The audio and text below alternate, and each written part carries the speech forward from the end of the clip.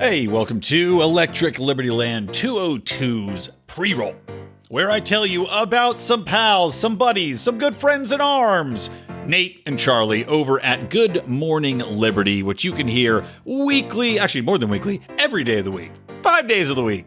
Check these guys out.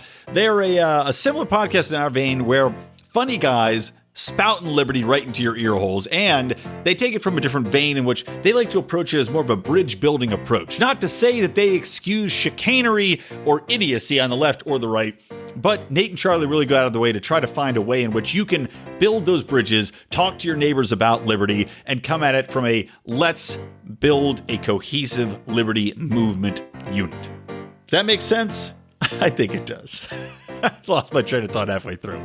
But fortunately, there's another podcast out there with two hosts that can keep each other on track. That's Good Morning Liberty. Check it out anywhere podcasts are heard, guys. Tell them Brian sent you.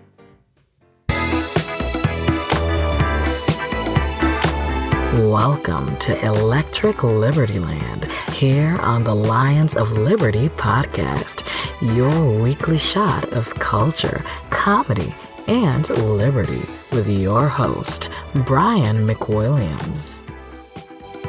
Welcome to the show, everybody. It is me, Brian McWilliams, your very favorite. Sadly, I'm alone. I thought that I would have Rob Schneider on today's episode. So if you're listening for that, apologies to disappoint you. Although really, hearing my voice, can you be disappointed? I doubt it. You're probably driving off the side of the road, crashing into a ditch, destroying your car, which is now being piled up, covered in snow. And likely, if you were me, you are not me, but if you were me, probably you'd crash that car, it would cover in snow. A woman, an elderly woman, maybe middle-aged woman, who is a super fan, would drag you out of it, put you up in her house, and then crush both your ankles on opposite sides of a block of wood, effectively hobbling you so that she can fall in love with you. It's how my wife and I met, people, and that's the benefits to becoming a very popular libertarian podcaster. Anyway, yes, the Schneider update, hashtag Schneider Watch.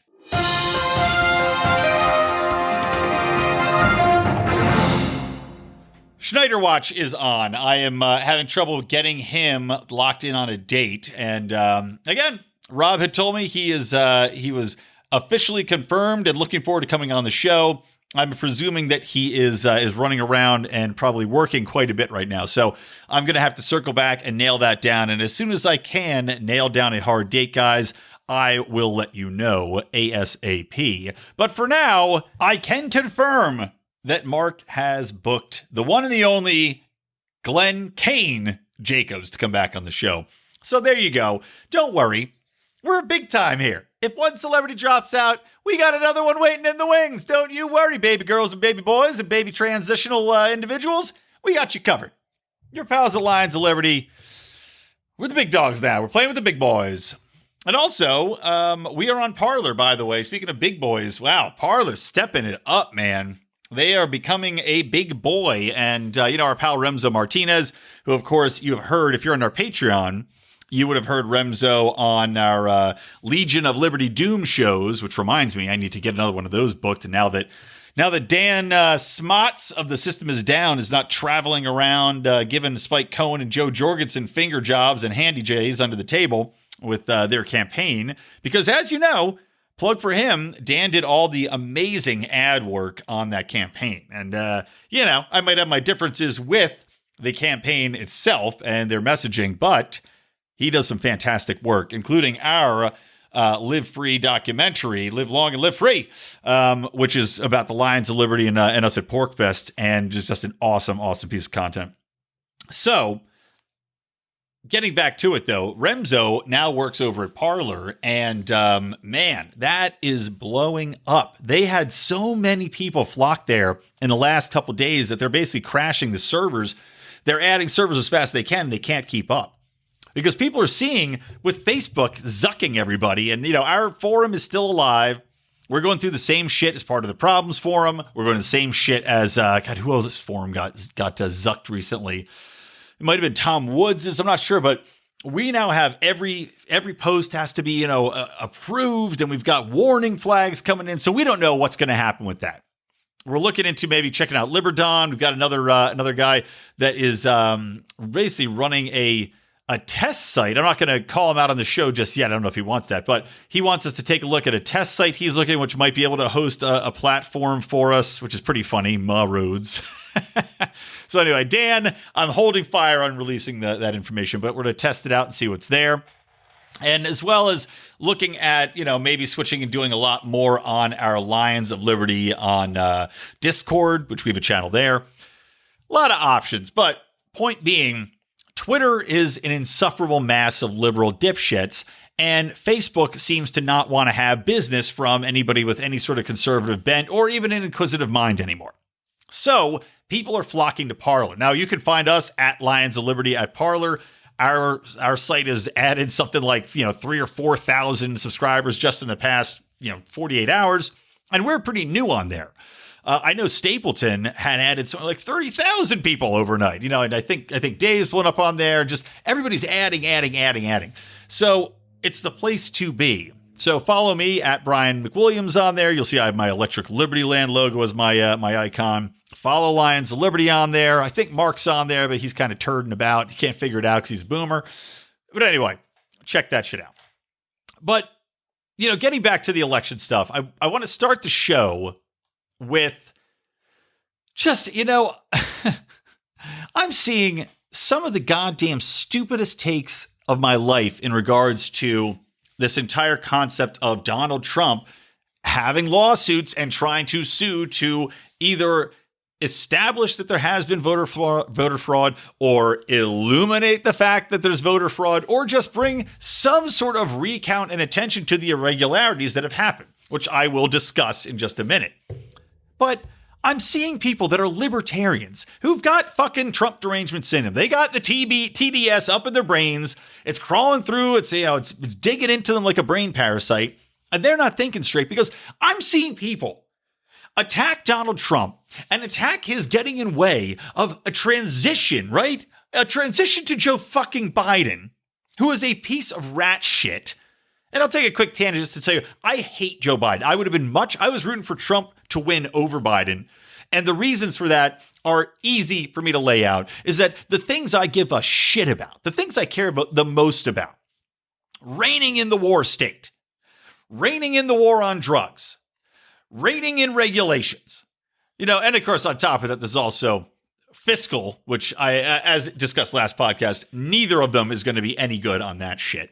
But those things, there was actually some concrete movement and also justice reform, which ties into the war on drugs. Donald Trump did more for justice reform, getting on board with the First Step Act. Donald Trump did more as far as actually pulling troops out.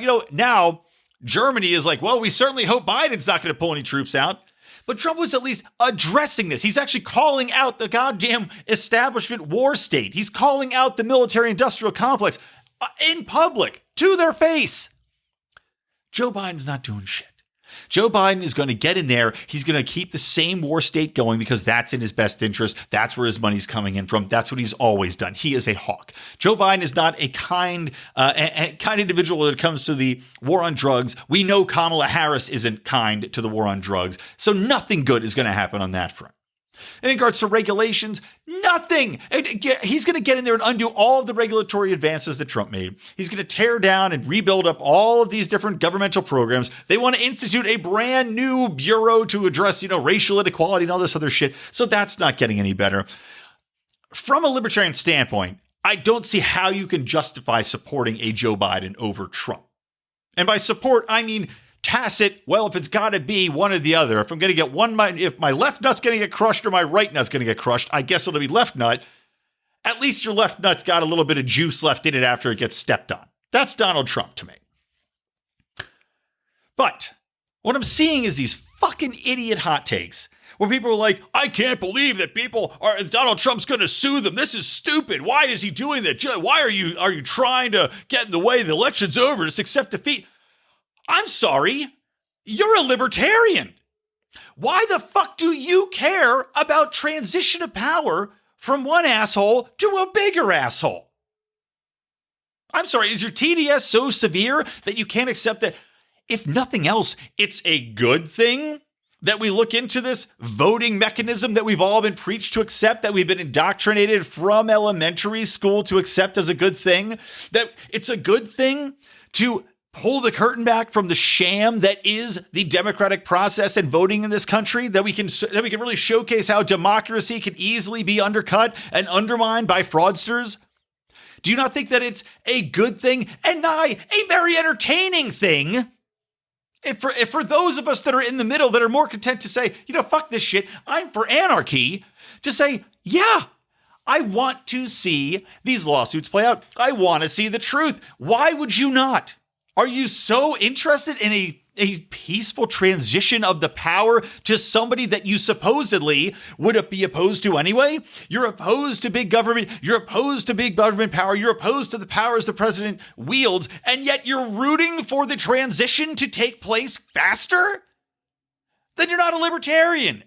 You're just carrying a fucking libertarian flag, and at your heart, you're a goddamn statist asshole. So keep your stupid hot takes to yourself and leave it to the rest of us libertarians to enjoy the show. You know what I've also been enjoying? I can't say enjoying, but, this is outside. I'm going to shoot a few bullets off here into the air before I get into the election meat. But every time I see some article talking about how Kamala Harris has broken a glass ceiling, or is the first and it's so incredible, or that she's so amazing and we should really take note of this, supposedly she's not even African American, she's Indian and Jamaican, but this black woman who had gone through and whatever and broke through all these barriers and yada, yada, yada. Am I the only one that looks at her and goes, I'm sorry, what role did you play in this election? You had one of the worst debate performances I've ever seen leading into these. I mean, your debate performances in the primaries were so atrocious and so embarrassing and so damaging that you were the first person to be bounced. And you were a media darling. Everybody in the media was sucking them tits. They couldn't get enough of Kamala Harris. And bam, out on your ass because you were despicable. Couldn't even get support from the minority communities. Couldn't get black support. Couldn't get support from anybody. Unanimously, people were like, this chick sucks. Get her out. She's gone. Then you get brought back in for one reason and one reason only. And that's because Joe Biden and his people correctly saw that he was losing support in the black community and he needed to pry some more support from women because Donald Trump was bleeding suburban women. That's why you got that position. Not because you're some sort of intellectual heavyweight. We all observe that that's not the case. Not because you have an impressive record. You have a terrible record. Tulsi Gabbard danced on your grave because of your horrible record. Which, again, minority people know about your record, as do the young kids, as I talked about. So, what glass ceiling did you break? If anything, Joe Biden's head, his disheveled, bizarre, liver-spotted, forgetful head, crashed through that ceiling of glass, and you happened to be grabbing onto his ass when he went through.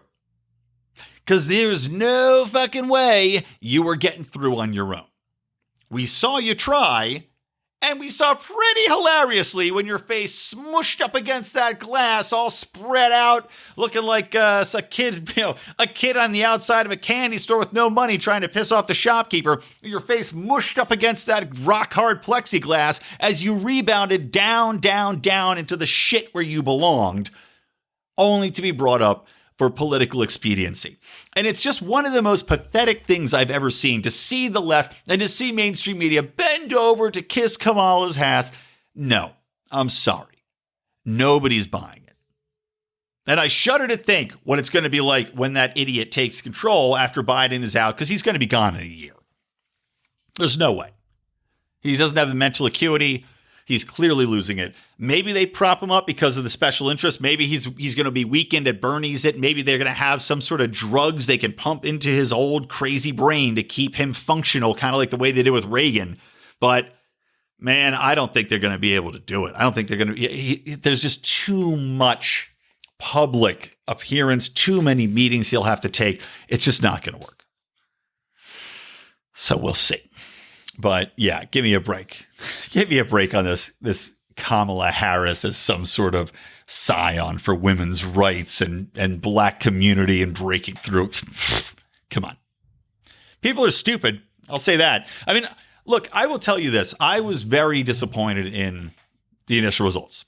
And as I said, I do 100% think that there's been very, very ample voter fraud. So I'm curious to see what these lawsuits bring about.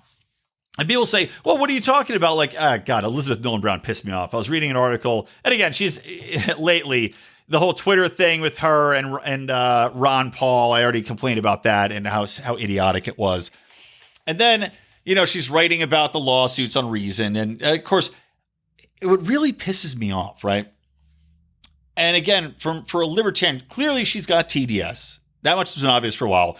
And it's funny in their article, she's right. She goes, oh, well, several of the Reason writers voted for Joe Biden and one for Trump. I'm like, well, I guess I probably know which side you were on. But she's writing about these lawsuits, and she says in her write-up, she's like, oh, despite there being exactly zero evidence for any of these lawsuits. I'm sorry, Elizabeth, have you not been reading any of the media coverage? Have you not been reading the Detroit Free Press covering the quote-unquote glitch that happened in Detroit in a what do you call them, a district that 6,000 votes just mysteriously flipped to Democrat, and they found it, fortunately for this guy running, and flipped it back to him.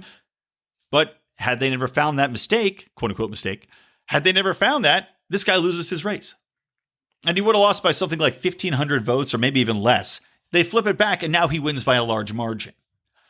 Large marge! Pee-wee's Playhouse, or Pee-wee's Big Adventure. There you go. Point being, how is that not evidence of at least coincidental fraud, accidental fraud, you might be able to say, but to write an article and so ignorantly proclaim, because of your TDS, that there is no evidence to spur these lawsuits is ridiculous. Now, it's not just Minnesota. And by the way, they found something like 47 counties in Minnesota, and also multiple other states predominantly use this same technology for their election machines, which is called Dominion. That's the software that they use, which is a terrifying name. And again, why would you name, it's like out of the movie War Games. Why would you name a software that's supposed to be for a neutral, honest election Dominion? It instantly invokes the idea that you are going to do something nefarious. If you have dominion, you have control. And maybe they'll say, well, you have control over these elections. But all it makes me think is there's a way to control the election. Not that you don't have any control. They should have called it something like, it's just going to be fine. We're just going to chill and count. That'd be the name of my election thing. Just the numbers, please. Not Dominion. Fucking ridiculous, like a supervillain. That's what a supervillain names their governmental control. Like that's what the name for the T-1000 software. Instead of Skynet, it should have been called Dominion. But you have the same software that was used in like 5 of the swing states too. Okay, knowing we have physical proof, we have an election that was flipped.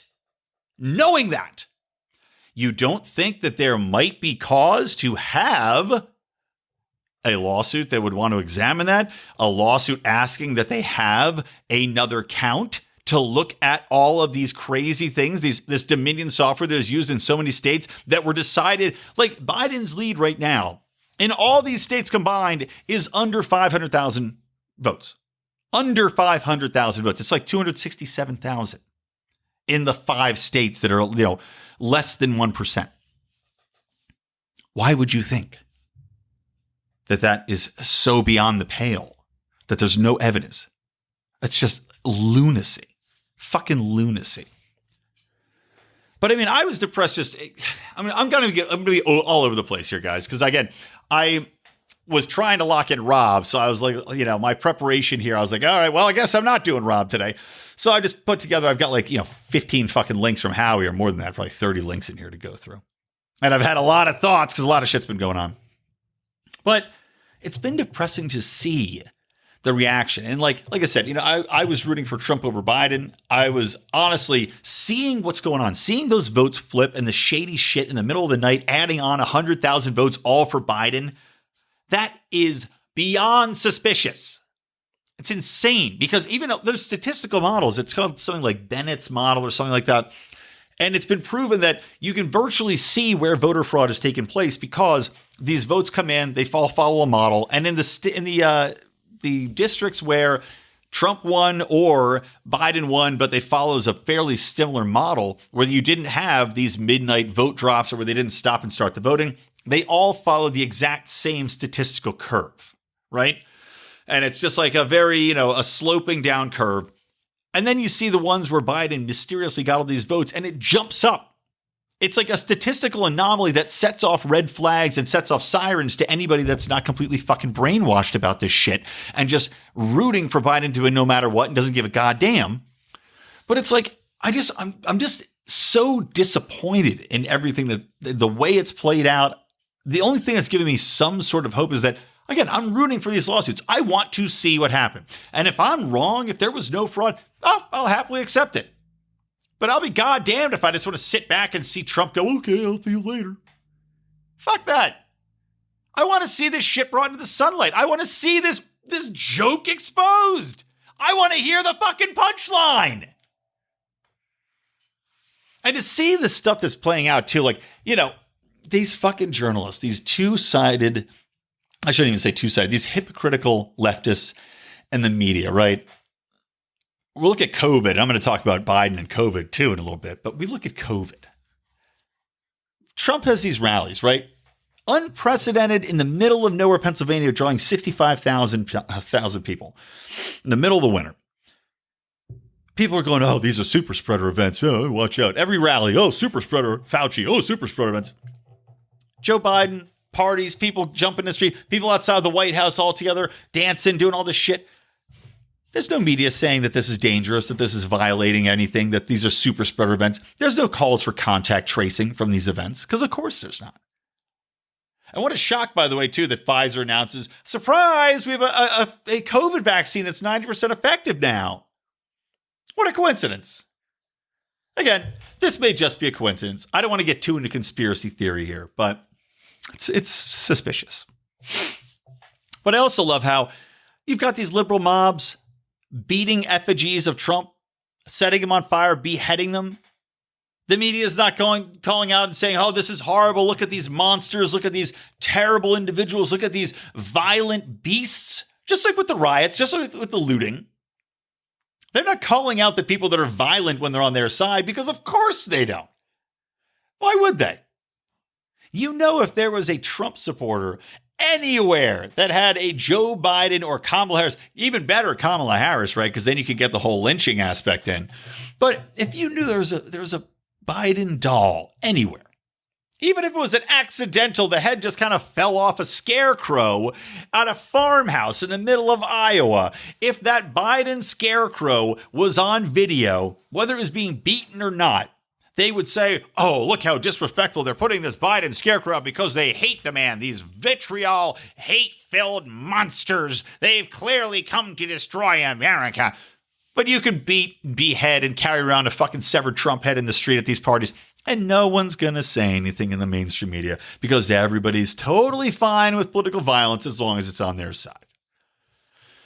And how about the hypocrisy over? I love this too. The media and Joe Biden. Joe Biden's transition team is mulling legal action over transition delays. They're calling very, very understandable concerns about an election where they're taking legal action based upon, by the way, something like 10 different whistleblowers that are signing sworn affidavits alleging that they saw people getting into Biden vans, literally marked Biden-Harris vans where pollsters would help them fill out forms, where they said, don't worry about checking IDs, where they said, help them fill out their ballots. If they're not done, fill in the information that's missing, which is fucking illegal. Those ballots should not count. You've got people literally helping to get Joe Biden votes. You've got people signing affidavits. They're willing to testify as to what they saw. They're not anonymous sources. They're not just saying that they saw it for a media article. They are willing to go to fucking court and swear upon this. Now, look, I'm not an idiot. We all saw what happened with Kavanaugh and people swearing in there in front of the Senate to Kavanaugh gang raping somebody when he was 11 years old or whatever it was. This ridiculous allegations. But at the same time, one whistleblower coming forward, okay, maybe you dismiss it. 10, 12, 15 from all these states, all these, the shenanigans we already know happen where they're shutting down the voting and then starting it back up, where we've got on video vans delivering ballots in the middle of the night, where you've got people on video putting up boards to block people from seeing what they're doing in the polling stations. I'm sorry, tell me what possible reason you would have to blank off and put billboards and put a fucking poster board or wherever to block windows at a voting station where you're counting votes. What reason? What possible reason? Are you having an orgy on top of the votes you've already counted? Is that a fetish that I'm not aware of that I should get into? Because if so, it'll make me a lot more fucking enthusiastic about voting. I'll tell you that much. And then there's, of course, the thing, this...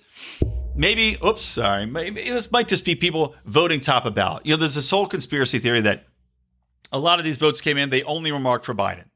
Okay. Maybe there wasn't down voting, where maybe there wasn't an option to mark vote for the entire ticket. Maybe people were confused and just too lazy and didn't fill out the rest of them. Fine. That might be it. But again, as I said, it might also be that these people in these swing states, you have all these votes that came in just marked for Joe Biden. Meanwhile, you had other ballots that were fully filled out that either went more for Trump, where you actually had Republican senators get back into office. You had Republican House members take over those seats, and Joe Biden still fucking wins. He still gets more votes for president. That doesn't make any sense. And none of this is adding up. And for the media to decree that Joe Biden is president, the same media that for 4 years has told us how evil Donald Trump is, for 4 years would not cover anything good that the man did. For 4 years told us that, or 3 years, told us that he was a potential Russian spy and a puppet of Putin, even though nothing about that allegation made any goddamn sense from the get-go. Imagine somebody running for president just to get a hotel deal in Russia. Here, let me throw away 4 years of my life so I can get a hotel in Russia when I'm already a billionaire. Yeah, makes a lot of sense. Right on its face. Genius. What a believable allegation. But to run with this for years and years and years. This media, which is so tainted and so anti-Trump, now assures us that it's not that they're anti-Trump. It's not that they're in the tank for Joe Biden. But it's definitely that they're the neutral media. They're the honest media. They've looked at all these factors, even though they're not covering any of the election fraud that's amply available. This whole Dominion thing with the Michigan voters should have been nationwide fucking news instead of in the Detroit Free Press and buried and me having to dig it through and find it in Howie's news links from secondhand sources. But that media is now proclaiming to all of us that Joe Biden is president. And the New York Times is the goal to tell us that that's how elections are decided. Not by the vote count, but by the media telling you who they think won. Legacy media is dying, and I could not be more excited to see it go. All right, let's see. What else do I want to go over here? Oh, there's also, I don't know. We'll see. Arizona, Trump's getting closer. You're seeing a lot of military ballots come in. You're seeing a lot more provisional ballots come in from the townships that are kind of outside the metropolitan areas. There's also more votes to be counted in those areas. Same thing with Pennsylvania. And again, the Trumps, they're going through another lawsuit they're bringing forth. And again, a very valid fucking lawsuit is that there have been several whistleblowers, including people at the United States Postal Service, who are on record and willing to testify. Postal Service in Detroit, Postal Service in Pennsylvania, saying, look, if you get an envelope that was supposed to be mailed on election day or before, and it comes in later, we want you to backdate the postage stamps. We want you to backdate them so that way they'll still count. Okay, well, that's also illegal. That is literally voter fraud, and it's mail fraud. The same mail fraud that they put those people in prison for scamming their kids into USC on the rowing team. But there's also different forms of fraud that I'm reading about. People that were, again, these are signed witnesses that are signed affidavits, witnessing at these voter turnout places, at these polling stations where people were filling in birth dates for people because people didn't complete their ballots right. And they said, oh, just write in 1900, which is why you can literally go see this yourself, go through the voter rolls. You can find a shit ton of people who were 1900. That's when they were born, apparently. So they're, 120 years old on these ballots. You also have ample voter fraud. I know in Allegheny County in Pennsylvania, there's ample examples of this, as many, many other places.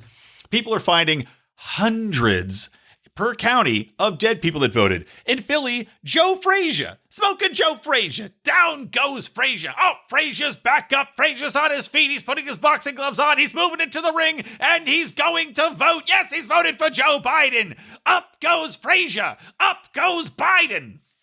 Down goes Trump. That same Joe Frazier, he voted. Yeah, same guy. He voted. They're finding this all over the place. Now, this is nothing new. This has been happening. And again, I'm not going to say it's purely Democrats, but they tend to be in Democratic races. At least that's where the fraud's been found predominantly. This is an old trick. But again, you're seeing it on a far bigger scale than we have seen before. Not only that, but we're also seeing, there's like people that were born in like 1864. I was saying they were writing down 1900 as a kind of general thing just to go quickly for a lot of these people that didn't fill in their date. There also were examples of people for provisional ballots filling in addresses for witnesses that didn't fill in their address. So again, voter fraud right there. No pollster should be filling out shit at the polling place. You throw the vote away. It's not valid. Same thing as I said before, PA, Wisconsin, Michigan, all of them told people that they didn't have to check signatures, to ignore the signatures. Doesn't matter if they match up. Doesn't even matter if it's legible. I mean, point being, there is more than enough to have these lawsuits go forward, which is why you've got, head of the Department of Justice. I always call him Bob Barr, Bill Barr. Bill Barr? Bob Barr? I fucking fuck it up. One's a senator, one's the head of the DOJ. Anyway, Barr has given the go-ahead. He says, yeah, the Department of Justice is going to look into it. We're fine with these lawsuits. And then you have the head. They're making a big deal. Oh, well, the Department of Justice's election crimes chief resigned after he said the probe for voter fraud claims could go forward. Okay. Again, why are people so opposed to finding out if there is fraud or not in this? You had all these people questioning, the veracity of these elections. You have Stacey Abrams being lauded. This ugly trash heap monstrous woman has been lauded as some sort of leader, some inspirational figure, despite the fact she seems like she's dumb as a fucking post to me. But because she dared to question the election, she fought to get the right count. She still fucking lost, but they were saying she's so brave for doing it, how they have to do this. We have to count every vote, and it's important for our election. These same goddamn Democrats who were saying on election night and the next day after it flipped so conveniently and so fucking quixotically to Joe Biden overcoming an insurmountable lead in any other presidential race in history, saying, well, we have to count every vote. Now they flipped the script and now they're saying, oh, never mind. No lawsuits to recount. No way to find the truth. It doesn't matter. Just keep on going. How dare you get in the way of this transition? I can't take this fucking bullshit.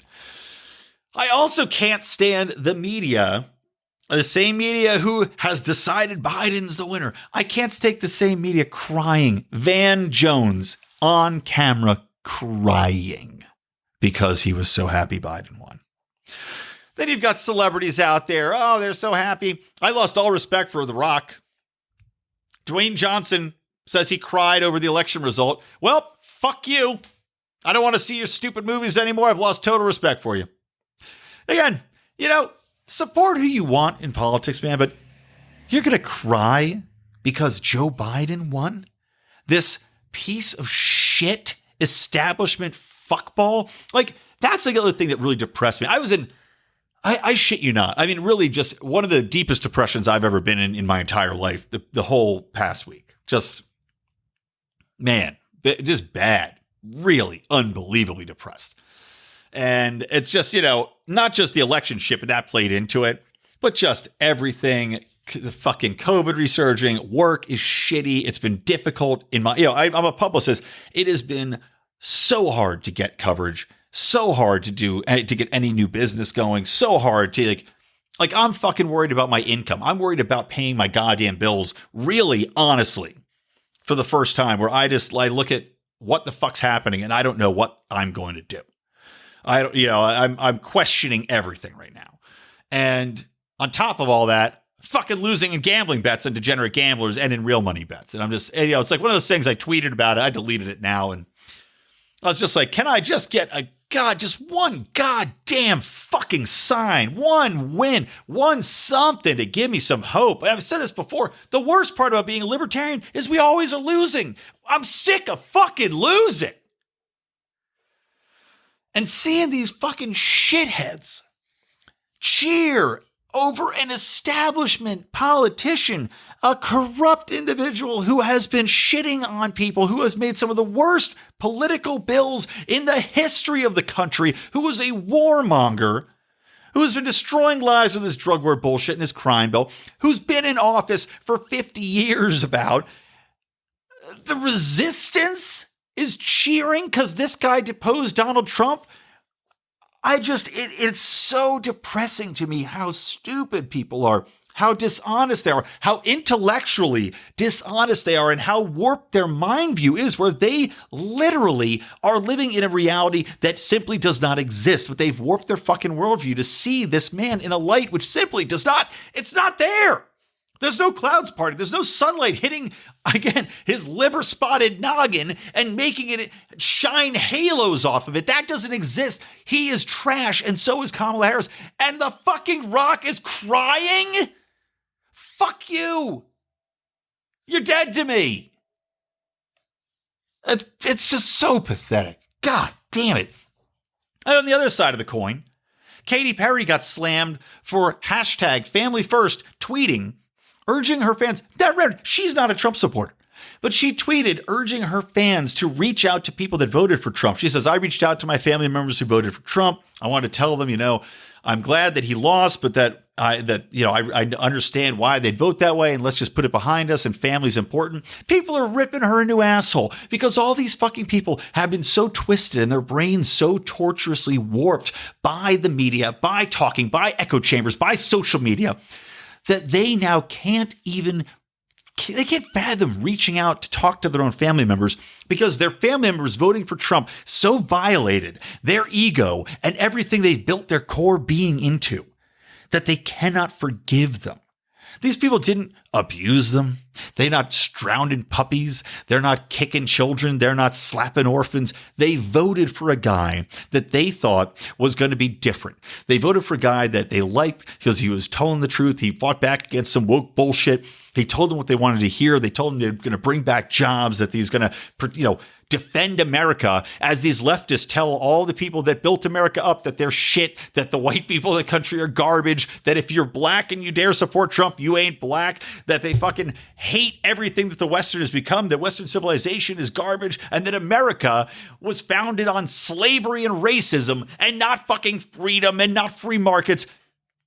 They can't understand why that would be a message that resonates. Instead, they're convinced these people, these family members that raised them, that they loved until the last 5 years, they're convinced these people are closet racists and they always have been, and somehow they missed it. And that is just disgusting. Now let's take a commercial break. Hey, I want to tell you guys about a couple of things. Number one, we are having a special deal on our annual Lions of Liberty subscriptions. To become a Pride member, to become a patron or patron of this program and all of our bonus shows, you can go to patreon.com/Lions of Liberty. And for the next 2 months, up until December 31st, we will be offering a 2-month free discount, aka you save money. I think 16% is the actual percentage you'll be saving. But you'll get 2 months of free Lions of Liberty patronage as long as you sign up for our annual plan, which was, that's a hell of a deal, folks. You want to jump on that right now. But also, if you sign up at $15 or more, you'll get a Lions of Liberty beanie. Pretty goddamn sweet. But regardless, you get 20% off all of your Lions of Liberty merch, as well as listening to all of our bonus Conspiracy Corners, the Do Nothing Man episodes before the public gets them. You're going to hear Degenerate Gamblers, Legion of Liberty Doom, and much, much more. So check that out, patreon.com/Lions of Liberty before December 31st. And also, I want to tell you guys about a podcast that actually is picking up and getting a lot of new listeners, and thank you for that. But that is Bravo and Beer, the podcast that I host with Rico and Odie of Felony Friday fame, where we break down, look at all of the hilarious nonsense going on. Well, not all of it, but we break down a couple of different shows from Bravo and TLC, which I know many of you out there watch, many of you have been sucked into watching, and even if you don't, trust me, we make it very, very funny just to hear the breakdowns of these shows without watching them. You got to listen in, if for no other reason, to hear the hilarious podcast concepts that we come up with during the show. So check that out, Bravo and Beer, anywhere podcasts are heard. Now let's get back into me yelling about crap.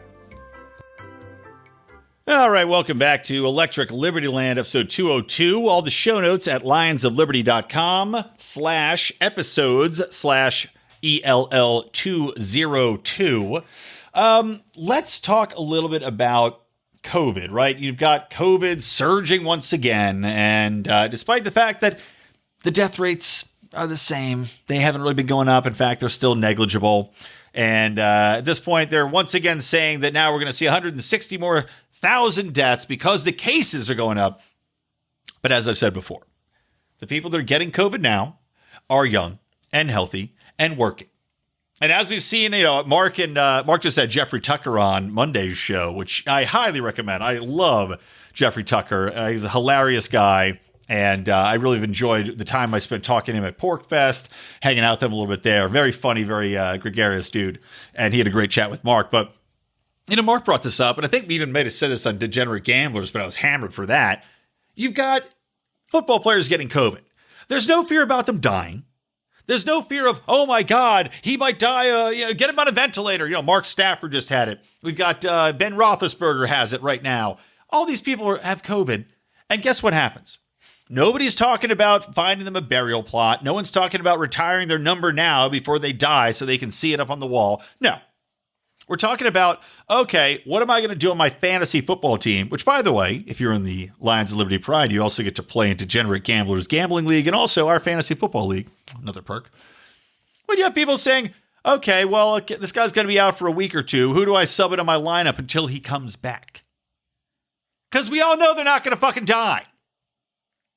And it's just the chicanery going on here from these, the Faucis and the Gavin Newsoms and the Gretchen Whitmers of the world and the Tom Wolfs in Pennsylvania to say, oh, well, everybody be scared for your lives. And you've got Biden's health advisor, his lead scientific advisor, by the way, which I don't think is actually, it might be Raheem Emanuel's brother.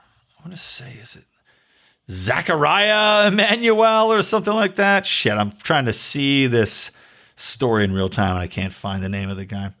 Anyway, Zeke Emanuel, right? Zeke Emanuel. So that's Biden's coronavirus advisor.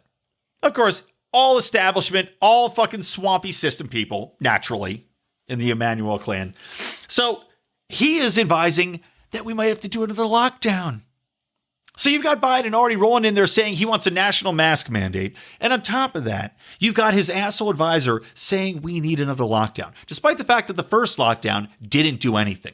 Despite the fact we have empirical proof now, when you look at places that locked down versus those that didn't, the virus had the exact same up and down curve, the exact same kind of amount of people died. And if nothing else, it matters how many people are old in your area, how many people got shipped off like Cuomo style to old folks' homes to die, how many people were in close quarters on top of each other as opposed to spread out. All of these things matter far more than locking people down when we see it did nothing. And empirically, masks also have been shown to do not that much. But still, I'm fine to make people at ease. I'll wear a mask if I go into a store. I'm not going to alter my Thanksgiving plans. I'm not going to wear a mask in my house when people are over. I'm not going to go see my relatives and put a mask on unless they require it in their own minds. But you see this response, right? We're seeing now that the narrative's changing from Trump's responsible for 230,000 deaths, right? Which is one of the most ridiculous allegations I've ever seen levied on somebody. To the point where now they're saying, well, we're going to blame Trump for the 230,000 deaths. And Trump accurately pointed out that it was projected at 2 million. So if anything, he did a great job. But now we're seeing them, again, raise scare tactics, not to say that Biden's going to be responsible for these deaths. No. The way they're going to portray it is we're going to ramp this number up. We're going to pretend that the exact same thing is going to happen the second time around as the first time, which makes no sense because the 230,000 people that have died were the people that were, number one, more likely to die anyway. And you look at the expected lifespan of these people, and for like 80% of them, it's like 1 or 2 years because they're in their 80s. So you got all these people that would have died anyway that are already dead. So cross those people off. You got the people that are getting all these new cases, young and healthy, that have zero chance of dying from it. So you cross them off. Now, so who's left? The obese people? They're saying that the black people were more susceptible because they don't have enough vitamin D? Well, they should be giving people vitamin D, I guess. There's your cure. There's your answer, fishbulb. So you're seeing, though, changing the narrative, though, from, everybody's responsible that's in office because, we can't have Biden be responsible for those deaths should they happen. But instead, they're projecting this massive number, which is never going to come to fruition. And instead, now it's going to be portrayed as whatever Biden does, even if it's the exact same goddamn thing as Trump, that he saved all these lives. Because the number they're throwing out there is never going to be hit. So it's really a win-win. And I projected it as a win-win for the system and the state, and this thing began anyway. Because as the state does, again, if you had a media that wasn't dead set on opposing Donald Trump and blaming him for everything that happens in the country, you would have a win-win in that you could say, okay, well, if there are so many deaths, well, we didn't do enough, which is what Biden's saying, right? Because leftists love authoritarianism, they love control, and they want to lock everything down. And they want to, of course, grow the state and make people dependent on it, which is why we're going to get another round of stimuluses and everything else. So on one hand, they can say, well, we didn't do enough. We have to do far more to stop these deaths. But if the deaths don't happen, they could say, oh, well, that's because of all the shit we did before. You see, we took the right steps in advance. We locked it down. We made everybody wear a mask. We're to thank for this. Not that, as the people at Oxford, as Jeffrey Tucker was talking about, not that all of these honest epidemiologists are talking about, not the fucking Bill Gates of the world, why is Bill Gates an expert on viruses? Somebody tell me, because I thought the guy invented a fucking operating system. But instead of that, now you have people just going along with the plan. Yep, lock them down, put out these high projections, make sure that Joe Biden doesn't get blamed for it. Everybody look the other way. Just fantastic. Oh, how about another thing? Let me transition a couple more thoughts because I want to, let's see, I'm at 48 minutes. Yeah, let me talk about another 10 minutes, maybe 15 minutes.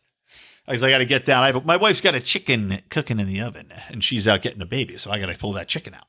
But let me talk briefly about AOC and Alexandria Ocasio-Cortez and her really, really cheerleading a list of people that she says were complicit in helping Trump. They want to compile, and the left's going along with this. Now, she's gotten a lot of shit for this, and rightly so, for this, communist style McCarthyism of we're going to make a list of people that worked or helped Trump. As if working, you could just be a guy who's out there who happened to work for the Trump administration, and all you want to do is, look, hey, the deep state, how about all them? AOC, why don't you put all the fucking deep state shitheads on your fucking list you're making? But of course, in typical fashion, she calls for this list to be made. You've got all these leftists who are more than happy to dig and dox people. So you've got people now doxing other people, doxing lawyers working for the Trump campaign. And again, this is sheerly for a public intimidation campaign. This is playing into cancel culture. This is so they can try to shame people and try to stop Trump from getting people to work for him for fear of reprisal, for fear of getting fired by their law firm, or the law firm refusing to work with the Trump administration, or lawyers refusing to work for him because they are afraid that they're going to have insane leftists coming after themselves, their families, their places of business, as we have seen time and time again. And naturally, it's a fucking leftist, socialist, communist piece of shit like Alexandria Ocasio-Cortez cheerleading this. To circle back to the start of the podcast, these people only oppose violence if it's against one of their own. And even then, they look the other way for that too, because as we saw, there were the majority of businesses destroyed by Antifa and these fucking race riots and the race lootings that going on after George Floyd, in opposition of police brutality against blacks. The majority of people that were affected by that were, of course, minority business owners. In the communities where these massive riots were going on, they were just robbing stores. They weren't checking to see if they were white owned. They were just robbing them. So you had black businesses, Indian businesses, Latino businesses, all these places, Asian Americans, a lot of them Koreans, the rooftop Koreans. All the minority groups got their businesses torn up. They got their fucking people shot. There was a notable black, I think former police officer, beloved in the community, who was working as a security guard, tried to stop looters from looting a store and they shot him dead. Where's the left on that? Mostly peaceful protests. Nothing to see here. And here you have AOC calling to make a list for revenge. A fucking senator is calling for a revenge list because they worked for a guy she didn't like. This is the transparent plague that has infected the left. And again, it's more than just AOC, because I guarantee you, I know people that I'm probably good friends with that are here in LA that are just leftist mentality, that are perfectly nice people who have no problem with this, that have no problem with people being hunted down, harassed, their fucking livelihoods being attacked because they worked for a guy that they didn't like. Of course, let's not forget that they now suck George W. Bush's dick. They can't get enough of him and Michelle Obama sitting together. And I love this fucking unity bullshit too that Biden's throwing out. Unity? You spent the last 5 fucking years trying to sow discord in the country, pitting people against each other, talking shit on half of the country. You have Michelle Obama saying that half the people that voted are racist bigots and idiots. This is literally something that she said. I'm not even making this shit up. Unity? Fuck off. I mean, goddamn, man. This is where it's hard not to fall on the side of the Trump people when you look at the shit that is going down and how the people operate on the left. It's difficult to stay neutral. I will tell you one thing, though. One thing I'm still very neutral on, and this is an interesting mental exercise, right? So I obviously hate critical race theory, and Trump, by the way, another great thing for Trump, which you're not going to see in a Joe Biden. Another reason why libertarians should be rooting for Trump and not Biden. Trump is telling these fucking state agencies to knock it off with critical race theory, to stop teaching kids that white people are bad, that America is racist, that the foundation of America is evil, and all these other things.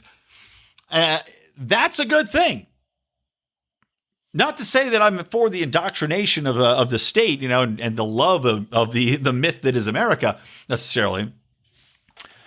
But to say that you got to stop trying to pit people, trying to teach people to hate others, and this critical race theory is entirely based upon power struggles and trying to pit somebody, basically just pitting everybody against white people is what it breaks down to. How is that healthy? How is that healthy?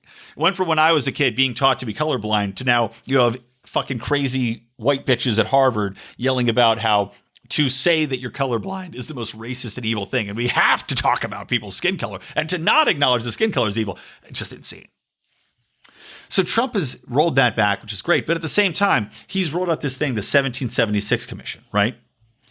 And that's an odd push-pull for me because, like I said, I don't think that we should be teaching that America was brought up based upon slavery and wanting slaves and that America's evil and that capitalism is fucking evil, which is what they've been trying to push through, these fucking leftists, and what is being taught to kids, which is why so many kids are coming out fucked up and so attuned and not only just attuned, completely ignorant as to the evils of socialism, the evils of communism, the benefits of the free market. They're ignorant to these things. And again, their heads are filled with this self-hating nonsense or a victim mentality, which is being taught to minority groups. So I'm against that. And I'm for Trump rolling that back and saying, no, we're not doing this shit anymore. But the 1776 Commission seeks to teach that America is so great, which again, I'm torn because I do feel that if it's going to be taught in the way that I'd like it to be taught, which is America was based upon the smallest government ever, the least invasive, the least intrusive, no taxes, no taxation without representation, right? That's how we started. No taxes is how it started. Tiny governments, non-interventionism, no regulations, not getting into foreign entanglements, not having a massive standing military, like all these things, free markets, free trade, start your own business, self-starting. That's the way America should be portrayed. That is the way. Anybody can make it. Work hard, do yourself. Not this fucking victim mentality, blame everybody, power struggle, you only got ahead because of slaves kind of bullshit. But at the same time, when we talk about this, we are naturally talking about people being taught and indoctrinated into a acceptance of the state. We're talking about public education. So I have a hard time believing that it's going to be something that I'm only for and not going to be indoctrinating people into the benefits of voting and how the state does this and the greatness of the state and how the state has to help you in X, Y, and Z and how we almost pledge allegiance to the flag every day and how the American military is the greatest force for good and how we've never lost a war, which of course we all know is horse shit. Talk about a conundrum, people. I don't know where you fall on this, on the 1776 Commission. I think we could all probably get behind critical race theory being a sham, but yeah, 1776. Anyway, you can tweet your thoughts at me at Brian McWilliams on Twitter. Of course, we're at Lions of Liberty and on Parler, by the way. Tweet them at me. Let me know your thoughts on that because I think it's kind of interesting. Or you could join the Lions of Liberty Forum on Facebook as long as it survives. That's just type in Lions of Liberty Forum on Facebook. Ask you a question where you heard about it. Just say you heard it from your big dick friend, Brian McWilliams, and we'll let you right in. As I wrap the show up, I want to give one more shout out. Guys, check out The Liberty Theorist on Medium. It's medium.com/@LibertyTheorist. My buddy Brad Tracy over there has got some great content. It's really interesting stuff. He does some deep dives, a lot of conspiracy corners. Man loves JFK, but it's a good read. He's got a lot of content he's built up over the years. So if you're looking for something to do, little time killer, something to refresh your brain that's not going to be just talking about current events and kind of lose yourself in some history and some theory, really good read. Again, that is medium.com/@LibertyTheorist. And don't forget, like I said, Mark Claire, his interview on Monday with Jeffrey Tucker was great. Check that out. And don't forget to listen to Felony Fridays with John Odermatt. He has had on some awesome interviews, guys. We're talking, he has had now 3 different people that are literally on death row. And I'm not even kidding you. I was listening to really got to me. I was walking my dogs and I was starting to get a little teary-eyed because the transition some of these people make is incredible. We don't think about, as libertarians, we obviously oppose the death penalty, at least the majority of us do, because you find out how fucked it is. One guy, he's in prison on death row, not because he murdered anybody. He just happened to be like in the car. And he said, prison for life, buddy. You weren't even in the store. You're just an accomplice. We're going to tie you into it. But to hear the transition, the way these people write, their tasks, how they get through daily life, fascinating. So check that out. All right, that's going to wrap it. I yelled a lot. My voice is tired. So from me, Brian McWilliams, from the Lions of Liberty and from Electric Libertyland, always stay plugged into liberty.